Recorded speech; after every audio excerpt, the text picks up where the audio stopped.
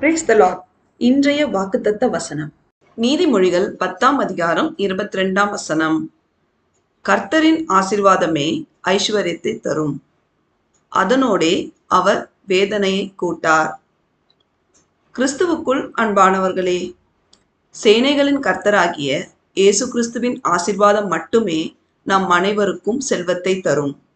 அவருடைய ஆசீர்வாதத்தினால், நமக்கு கிடைக்கும் செல்வத்தினால் நமக்கு துன்பம் வராது.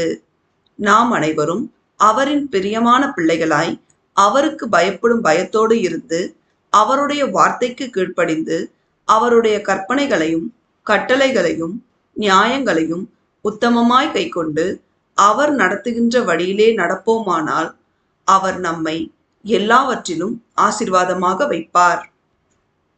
தேவன் நம் அனைவரையும் ஆசீர்வதிப்பாராக. ஆமேன்.